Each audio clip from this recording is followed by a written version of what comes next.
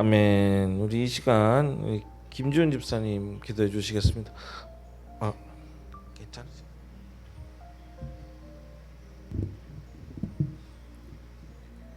사랑과 은혜가 풍성하신 하나님, 이번 주일도 쉼이 있는 교회에 모여 함께 예배하게 하심을 감사드립니다. 아멘. 유난히 뜨거운 8월의 무더위 속에서도 우리의 삶을 지켜주시고 단비도 허락하심에 감사드립니다. 아멘. 8월 15일 광복절을 맞아 독립을 위해 헌신했던 이들의 희생을 되새기며 주여. 오늘 우리가 누리는 일상과 자유가 결코 당연한 것이 아니었음을 깨닫게 하옵소서. 아멘. 주께서 주신 참된 자유를 가지고 나의 이기심을 채우기보다 서로를 섬기고 이웃을 돌보는 데 사용하는 지혜로운 삶이 되게 해주세요. 아멘. 지난 한 주간 주님의 은혜를 잊고 작은 불편에도 불평하며 타인을 판단했던 우리의 모습을 회개합니다. 주여.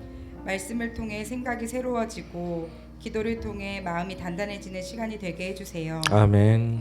방학과 휴가철의 끝자락에서 새로운 계절과 일상을 준비하는 이들이 많습니다. 주여. 지친 몸과 마음을 은혜로 충전하게 하시고 각자의 자리에서 빛과 소금의 역할을 감당할 수 있는 용기와 힘을 허락하여 주옵소서. 아멘. 쉼이 있는 교회 성도들이 주님의 사랑 안에서 하나 되게 하시고 서로를 지지하는 따뜻한 공동체가 되게 해주세요. 오늘도 말씀 전하시는 목사님께 은혜와 영광이 함께하기를 믿으며 예수 그리스도의 이름으로 기도드립니다. 아멘.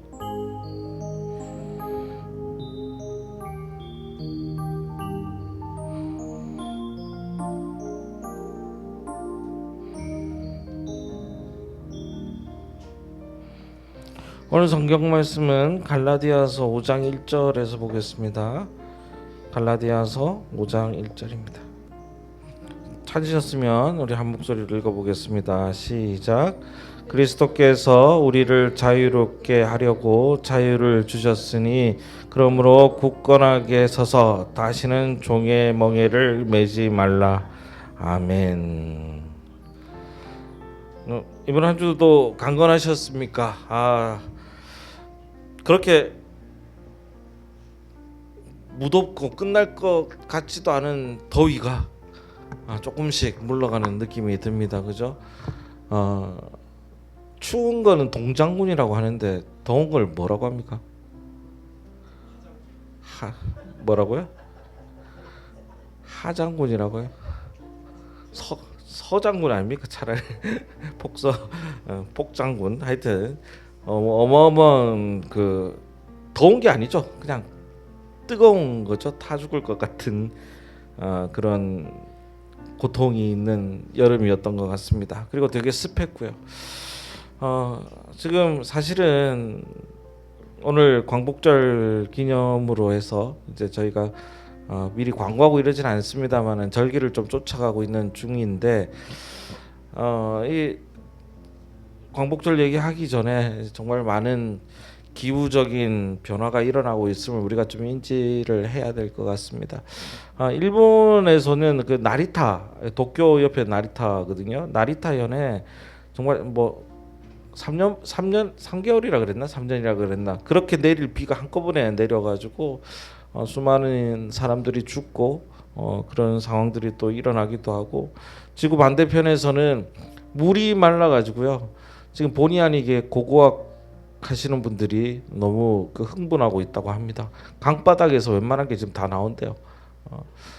지금 이런 놀라운 혹은 이런 좀 어색한 일들이 일어나고 있는 게 사실은 기후 위기에 속해 있음을 우리는 좀 기억하면서 살아야 될 것 같습니다. 오늘 차를 타고 우리 윤권사님을 모시고 오는데 갑자기 그런 얘기를 하시는 거예요. 전쟁이 빨리 끝나야 되는데 라고 하시면서 왜 이렇게 싸우는지 모르겠다고, 남 잘 되는 걸 왜 이렇게 싫어하느냐고 이런 말씀을 하시는데 저도 약간 찔렸습니다. 우리는 남 잘 되면 배가 아프죠. 배가 아픕니다. 여담이지만은 여러분 그 주변에 보면서 이 사람이 나의 친구라고 생각하는 사람 있잖아요. 친구인가 아닌가를 판단하는 법을 아십니까? 간단하게 한나야, 네 친구 어떻게 판단해? 진짜 친구인지 가짜 친구인지. 모르지. 그러니까요. 그 진짜인지 가짜인지 모르잖아요. 그 예전에 그런 거 있잖아요. 돈 있을 땐 친구가 많아지는데 돈 없으면 뭐 친구가 사라진다 이런 얘기를 하는데, 근데 그냥 간단하게 생각해 보면 상대방이 나를 어떻게 생각하는지는 알 수 없지만 적어도 내가 그 사람에게 정말로 친구인지를 살펴보게 되는 것은 조금 그래도 간단합니다. 뭐라고 상상하냐면 갑자기 내 친구가 로또가 됐다거나 아니면 뭐 갑자기 엄청난 승진을 했다거나 잘 됐다고 상상을 해보십시오. 아랫배가 살짝 아파오면 친구 아닙니다. 근데 아플락 말락 하면 애매한 상태야. 근데 기쁘잖아요. 그럼 진짜 친구예요. 기쁘잖아요. 여러분의 자녀가 있지 않습니까? 자녀 있으신 분들이 자녀가 뭐 정말 좋은 직장에 덜컥 혹은 좋은 대학에 덜컥 합격했다 그러면 질투하겠습니까? 안 하잖아요. 너무 좋잖아요. 친한 친구일수록 다른 사람들이 잘 되는 것을 다른 그 사람이 잘 되는 것을 내가 기뻐하고 있는지를 돌아보면 내가 그 사람의 진짜 친구인지를 알 수가 있다라는 겁니다. 상대방이 나를 그렇게 생각하는지는 잘 몰라요.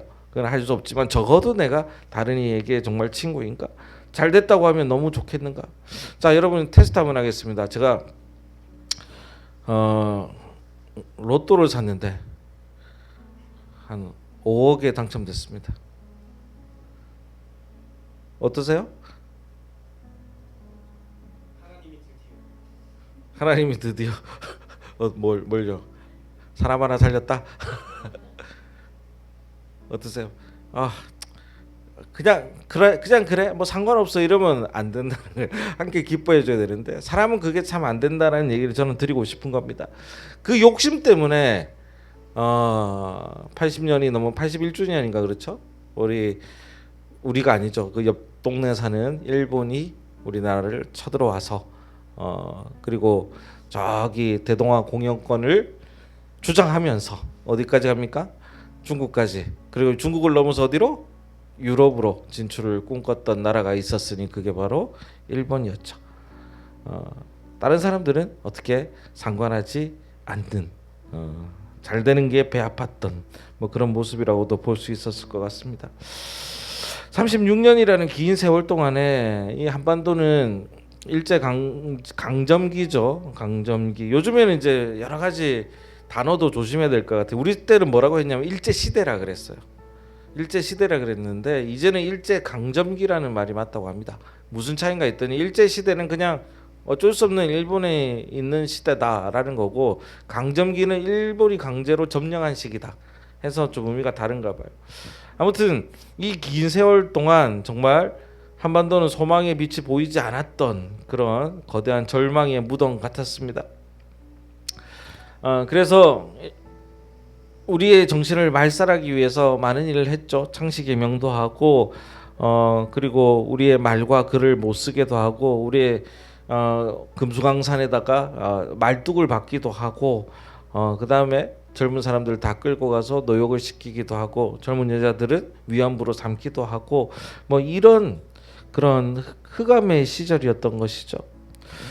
세계 역사학자들은 이 광복을 분석할 때 2차 대전의 그 종전이라는 국제적인 정세의 변화, 연합군의 승리, 그리고 국내에 목숨을 바친 독립운동가들의 눈물겨운 헌신이 이렇게 정말로 톱니바퀴처럼 맞물려서 일어난 정치적, 외교적, 그리고 물리적 결과라고도 평가합니다.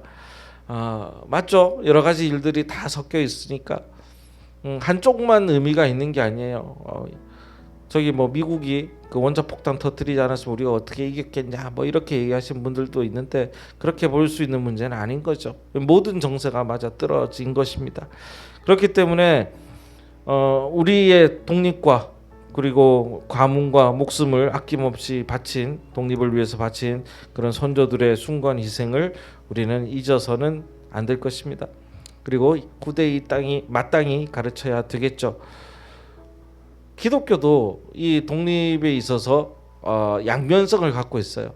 그래서 기독교도 독립의 한 축을 감당했던 것도 사실이고 그리고 부끄러운 일을 했던 것도 사실입니다. 그래서 그 독립선언문 독립 33인의 그런 독립운동가들 속에서 거기도 수많은 사람들이 기독교인이고 감리교인인 것을 우리가 알 수가 있죠. 그럼에도 불구하고 기독교인임에도 그리고 하나님을 믿는 믿음을 가진 사람임에도 불구하고 오히려 일제 쪽에 붙어가지고 친일을 했던 사람들도 많습니다. 우리가 암살이라는 영화를 보면 맨 마지막에 이정재가 했던 그 대사 그대로 왜 친일을 했냐고 물어보면 뭐라고 그러죠? 기억나세요? 맨 마지막에 이정재가 배신해가지고 그 친일을 하잖아요, 그죠? 그리고 맨 마지막에 독립운동가에게 이거는 이제 가상이었지만은 그 암살을 당하면서 왜 그러셨어요 하니까 이정재가 뭐라고 얘기하냐면 해방될 줄 몰랐으니까, 그럴 줄 몰랐으니까. 그러니까 우리 모두의 심정일 겁니다. 지금 우리가 이렇게 일제강점기에 있다고 할지라도 사실은 저도 충분히 그 무서워서 그런 친일 행적을 하지 않았겠나 이런 생각을 합니다. 그러나 용기 있는 우리 독립운동가들의 그런 모습에 따라서 우리는 독립을 맛볼 수 있는 것이고 이렇게 함께 예배 드릴 수 있음을 우리는 꼭 기억하고 그분들을 위해서 기도해야 될 거라고 저는 반드시 그렇게 해야 된다고 저는 생각합니다. 근데 오늘 그렇다고 단순히 과거의 이 역사에 대해서 그냥 애국심을 고취합시다 뭐 이러기 위해서 저는 뭐 말씀을 전하고자 하는 것은 아니고요. 요 광복절과 닮은 이야기가 성경에도 있다라는 거예요. 성경에도. 그래서 성경을 보면서 우리가 한번 오마주하면서 어떤 하나님의 말씀이 있는지를 한번 살펴보는 시간을 좀 가지고자 합니다. 자, 제가 항상 요거 맞추시면 기프티콘 투썸 걸로 하나 보내드리겠습니다. 성경 중에서 성경을 제가 항상 말씀드리면서 제일 하나님이 원하는 게 무엇이냐라고 물었습니다. 그래서 이겁니다라고 얘기했는데 혹시 기억나십니까?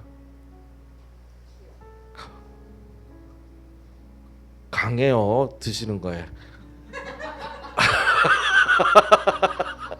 역시 강합니다. 투썸 보내도록 하겠습니다.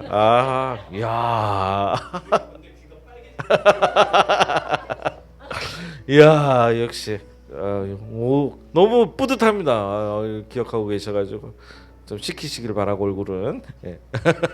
그래. 기억 어떻게 이렇게 잘하셨는지. 너무 제가 행복합니다. 예. 자, 거대한 하나님이 기억하라. 기억하라.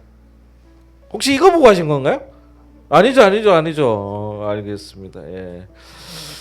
자, 기억하라는 것은 하나님이 가장 원하는 거예요. 우리에게 그렇게 인간에게 제가 항상 말씀드리듯이 성경의 역사는 인간에게 하나님이 속는, 하나님이 뭐 좀 심하게 얘기하면 사기당하는 그런 배반당하는 이런 것들이 성경의 역사라고 제가 말씀드렸습니다. 자, 그랬는데 그러면서도 하나님이 잊지 않으시고 계속 너를 도우면서 하나님이 원하시는 것은 무엇이냐면 바로 기억입니다. 기억.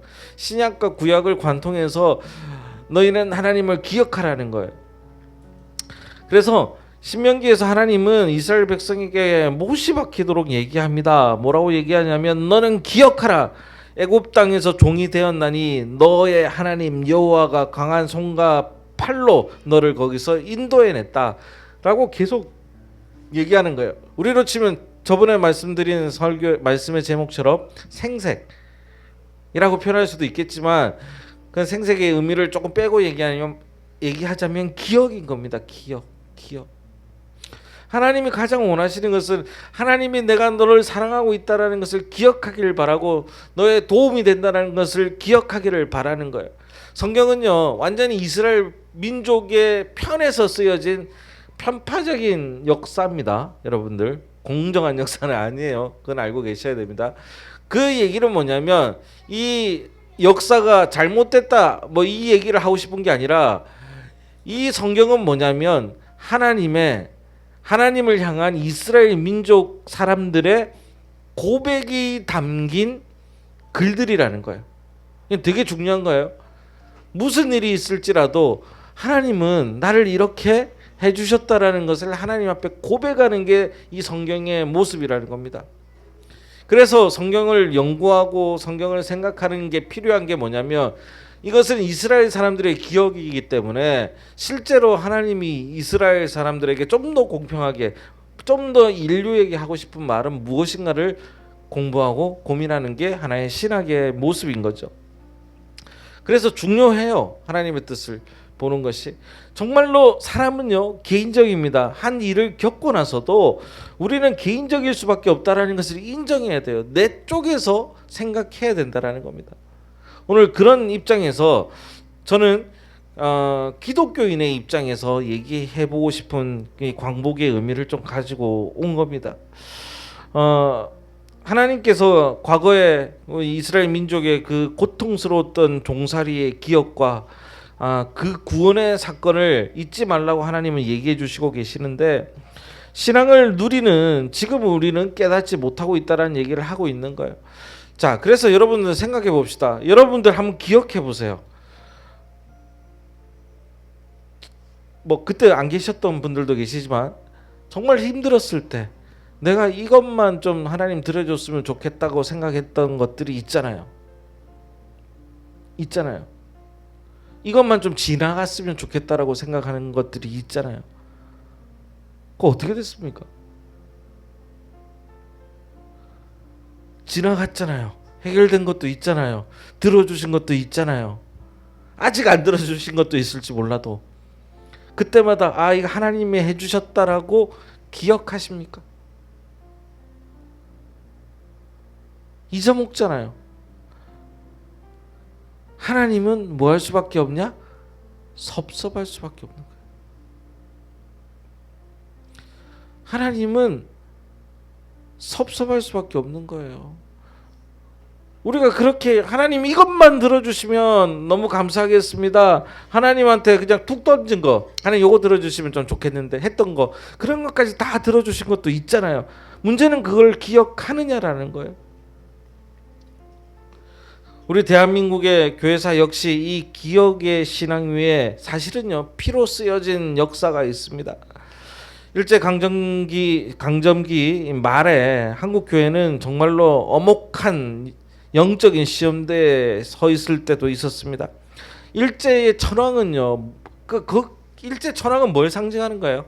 일장기 있잖아요. 이렇게 막 이렇게 뭐라 그러죠? 그걸 무슨 우길기, 우길기를 뭘 상징하는 겁니까? 모르세요? 야 박주혜, 우길기 뭘 상징하는 거예요? 동그란 거. 뭐 닮았잖아요. 아니 일장기 한자가 어디 나와? 예? 뭐라고요? 맞아 뭐라고? 태양, 해잖아요. 해. 해를 상징하는 거예요. 그러니까 천황은요, 해를 믿는 태양신의 종류야. 그래서 이 사람은 그 대단한 이 태양이라는 것을, 이 모든 걸 감쌀 수 있는 대단한 존재 아니겠습니까? 그래서 한국 기독교가 이것을 버리고 태양신을 쫓으라고 얘기하고 있는 거예요. 이것을 태양신을 향해서 절하는 신사참배가 그거거든요. 천황을 향해서 절하는 거잖아요. 태양신을 향해서 절하는 것을 강요받았습니다. 그 안타까운 시절에 수많은 영적인 지도자들이 어떻게 했냐면 그렇게 했어요. 신사참배했습니다. 왜? 해방될 줄 몰랐으니까. 허울 좋은 명목으로 무릎을 꿇고 타협을 했습니다. 참 부끄럽고 뼈아픈 오점이었겠죠. 근데 그렇게 얘기하기도 애매한 게, 목숨이 날아갈 그 앞에서 어떻게 얘기했겠습니까? 그 상황에서 제일 중요한 우리 역사적인 목사님이 한 분 계시죠. 들어보셨을 겁니다. 교과서에도 나오는 주기철 목사님이라고 계셨는데, 평양에 산정현 교회를 섬기시던 이 주기철 목사님은요, 뭐라고 얘기했냐면, 예수 외에는, 하나님 외에는 다른 왕이 없다. 그래서 나는 일사각오 한다는 일사각오의 그런 신앙을 지키셨던 분이세요. 그래서 잠시 다섯 번째 몇 번 한 네 번 다섯 번 이렇게 투옥이 되는데 잠시 석방되어서 마지막으로 이제 강단에 서서 설교하신 내용 중에 다섯 가지 기도 제목 중에 이런 절규가 있는데, 주님 오늘을 위하여 고난을 내가 피하였다가 이 다음에 주님이 너는 내 이름과 평안과 즐거움을 다 받아 누리고 내가 준 고난의 잔은 어디에 두고 왔느냐 할 수 있기 때문에 나는 이 잔을 피하지 않겠다 라고 얘기를 합니다. 그래서 그 유명한 장면이 있죠. 그 주기철 목사님은 평양 경찰서에서 취조실에 밑에 그 못이 달린 그런 걸 쭉 박아놓고 걸어가라 그러잖아요. 그래서 그 위를 마치 그 무당을 조롱하면서 한 것도 맞아요. 무당처럼 작두 타듯이 대신에 밑에 못을 박아놓은 거죠. 박아놓고 거기를 건너가라면서 갑니다. 무당은 작두를 타지만 목사님은 못을 못 타요. 그래서 어떻게 돼요? 발이 다 뚫리고 하는 그 장면을 우리는 상상할 수 있게 됩니다. 이것이 단순한 민족주의적 저항이나 정치적 투쟁이 아니었습니다. 이 주기철 목사님의 신앙은 이 세계와 이 모든 것에 그런 다스리시는 왕은 하나님밖에 없다라는 그런 신앙을 가지고 계셨던 것이고, 결국 그것을 통해서 적어도 이 천왕이라는 그런 신적인 존재를 믿는 것은 할 수 없다라고 얘기하신 것이죠. 이분의 신앙이 뭐 너 보수니 아니니 뭐 이렇게 얘기하기에 앞서서 우리가 해야 될 게 뭐냐면, 이런 분들이 흘린 이 순교의 거룩한 피와 기도가 결국 쌓여서 우리가 예배할 수 있는 이런 시간과 공간과 이런 예배자의 권위라고 표현할게요. 기독교의 권위가 그동안 생겼던 겁니다. 그런데 기독교가 해방이 되고 군사 독재 시절을 지나가면서 또 거기에 동화되기 시작하고 어떻게 됩니까? 결국 가장 종교들 중에 가장 신뢰가 낮은 종교가 되어 버리고 있는 상황이 바로 작금의 상황입니다. 저는 우리에게 뭐 모디를 걸어가자 이런 얘기를 하는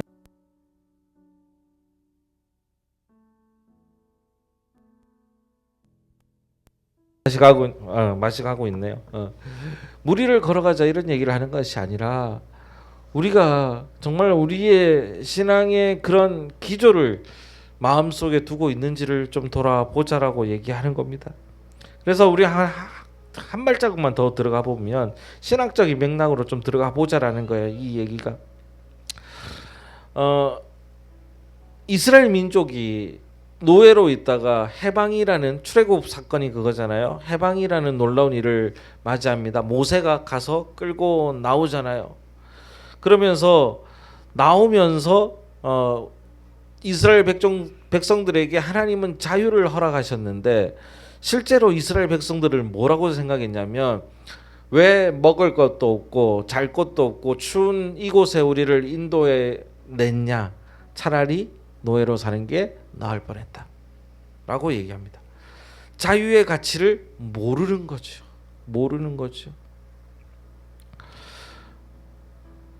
이게 남의 얘기가 아니에요. 오늘 우리 본문 갈라디아서에서의 얘기처럼 그리스도께서 우리를 자유롭게 하시려고 무엇을 주셨으니? 자유를 주셨으니 그러므로 굳건하게 서서 다시는 뭐의 멍에를? 종의 멍에를 매지 말라라고 얘기하고 있습니다. 사도 바울이 갈라디아 교회 이 성도들에게 이런 편지를 쓸 당시에 바울은요, 갈라디아 성도들이 로마 제국으로부터 정치적 탄압을 받거나 노예 신분으로 고통당하고 있던 그런 시대가 아님을, 그런 시절이 아님을 알고 있었습니다. 그 사람들은 외적으로는 일단은 자유인이었어요. 그러나 그들은 예수 그리스도의 십자가의 은혜로 말미암아 구원을 받았음에도 불구하고 조금 외적으로는 자유로워졌는데 심적으로는 방종이 돼버린 거예요. 그러니까 하나님에게 구속된 것이 아니라 그러니까 되게 어렵습니다. 자유케 하려고 자유를 주셨는데 그죠? 우리에게 있어서는 그게 자유가 아니라는 얘기예요. 어렵다. 무슨 얘기입니까? 하나님이 우리를 자유케 하시려고 우리에게 자유를 주셨는데 그렇게 하다 보니 자유로운 줄 알았는데 우리는 자유의 길로 가고 있는 게 아니라 오히려 세상의 구속 속으로 들어가고 있다라는 거예요. 자, 이걸 이해하기 위해서는 하나님 안에 있는 게 참된 자유다라는 것을 느낄 수 있어야 되는 거예요. 간단하게 얘기하면 우리가 아이들이에요. 아이들인데 부모님이 계시잖아요. 부모님이 야 마음대로 놀아라고 하지만 그 노는 건 어디예요? 우리 어디 가면 키즈 카페라고 하면 키즈 카페 바운드리 안에서 어디서 놀라 그래요? 집 안에서 정해져 있는 거예요. 그죠? 야 마음껏 놀아 하고 바깥쪽에 길가에 그냥 애들을 내보냅니까? 아니잖아요. 우리는 아이들이 자유롭게 크기 위해서 자유를 줬어. 그죠? 그러나 그것은 그냥 일반 사람들이 생각한 내 마음대로 하는 자유는 아니었던 거라는 거예요. 이해가십니까? 되게 중요한 얘기예요. 그래서 우리는 자유를 누리지만 하나님 안에 있을 때 이게 참된 자유라는 것이 뭐냐? 1번 보호받는다. 2번 위로받는다. 3번 뭐예요? 용기를 주신다. 키즈 카페 가면 밥 먹이잖아. 그죠? 이런 것들이 우리에게 있기 때문에 자유케 한다라는 겁니다. 신학적인 관점에서 볼 때 인간을 파멸로 끄는 가장 무섭고 근본적인 압제는 뭐 외부 독재나 식민지나 뭐 이런 것이 아니라 우리의 영혼과 이성을 마비시키는 그런 정신적인 공격인 것이죠. 그래서 일제는 어떻게 했습니까? 문화 말살 정책을 피기도 하고, 그죠? 우리를 괴롭게 하기도 합니다. 정치적인 해방, 그냥 물리적인 해방은 우리의 환경을 바꿀 뿐이라는 것을 우리가 기억해야 됩니다. 그러나 하나님의 복음은 인간의 존재와 생명을 바꿔놓는다라는 것을 기억해야 돼요. 그래서 우리가 성도로서 자유를 누리세요. 그러니까 여러분은 자유롭습니다 하는 것은 뭐냐? 하나님 안에서 자유롭게 지내시라는 거예요. 그 바운더리는 어디냐? 우리가 그리스도인으로서 해야 될 의무를 지니는 한이라는 겁니다.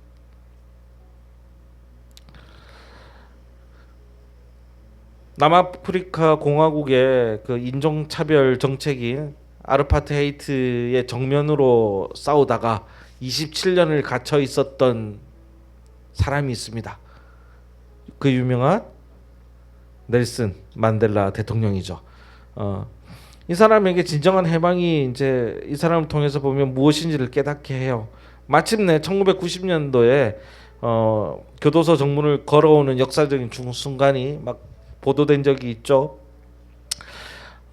나오면서 이제 많은 사람들이 생각했습니다. 그 흑인이잖아요. 근데 그 백인 기득권을 가지고 백인들이 자기 점령하면서 백인의 삶을 잘하기 위해서 되게 이 만델라를 가둔 거지 않습니까? 그래서 나오면서 백인 정권을 향해서 독서를 퍼붓고 복수의 칼날을 겨룰 것이라고 예상했지만 막상 나왔는데 이 사람 좀 평안한 얼굴이었다고 합니다.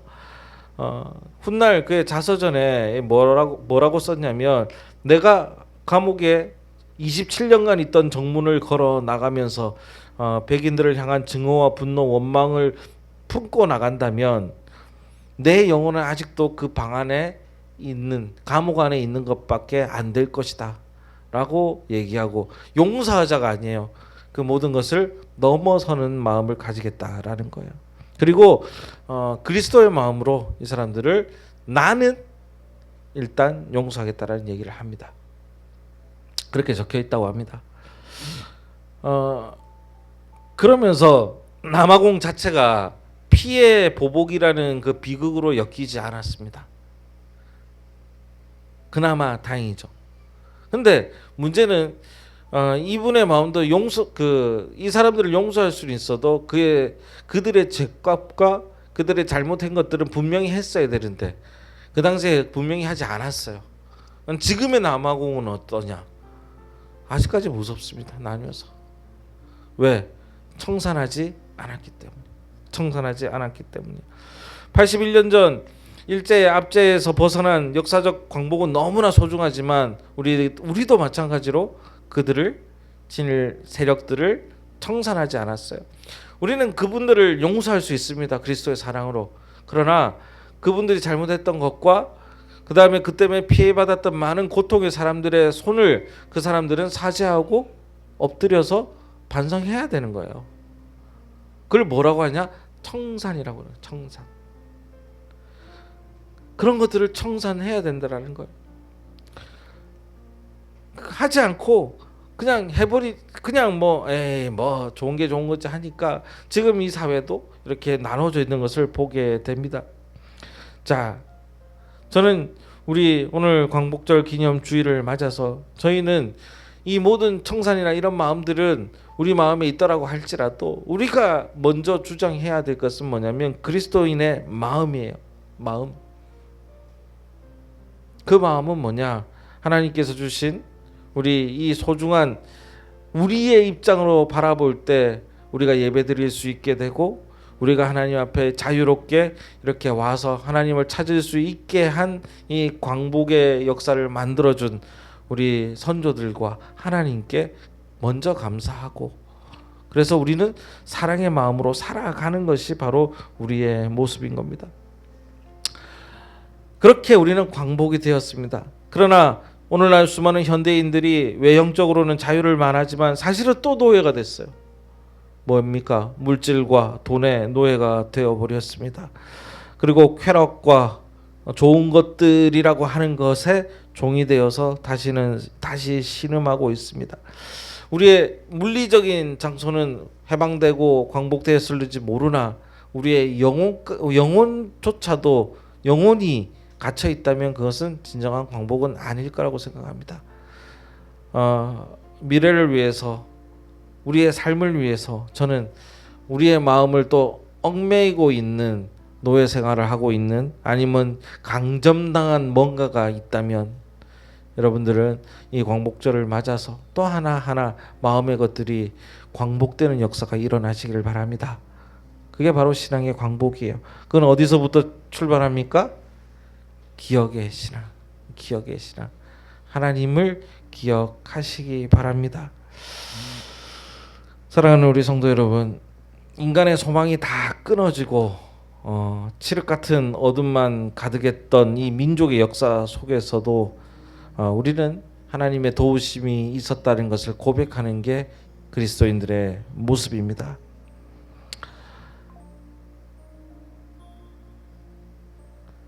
그 그리스도인들의 우리 선조들이 묶인 사슬을 위해서 돌아가시고 피 흘리셨던 것을 우리가 생각하고 또 반대로 또 부끄러운 일을 했던 그런 우리 신앙의 선조들도 있음을 기억합시다. 우리는 어느 길로 가야 될지를 보여주고 있는 거예요. 그래서 저는 여러분 하나님의 길, 옳은 길을 선택하는 우리 성도님들 되셨기를 바랍니다. 그 옳은 길은 어디냐? 하나님을 기억해보고 성경을 통해서 기억해보면 무엇이 바른 길인지를 알 수가 있을 겁니다. 그러므로 말미암아 저는 하나님 앞에서 우리 교회가 먼저 우리 스스로가 먼저 하나님 앞에 부족한 점이 있다면 자복하고 무릎 꿇고 하나님의 길을 쫓아서 갈 수 있도록 마음의 결심을 하는 저희들 되기를 바랍니다. 오늘 광복절을 맞아서 너무나 어려운 것을 우리가 함께 나누어 봤지만 하나님이 우리를 자유케 하시려고 자유를 주셨지만 그것이 잘못된 자유가 아님을 진정한 자유가 무엇임을 찾아서 오늘 하루를 고민하고 함께 피 흘린 이들을 위해서 추모하는 그런 시간이 되기를 주의 이름으로 간절히 축원하겠습니다. 하나님, 우리가 정치적 자유와 경제적 풍요를 누리면서도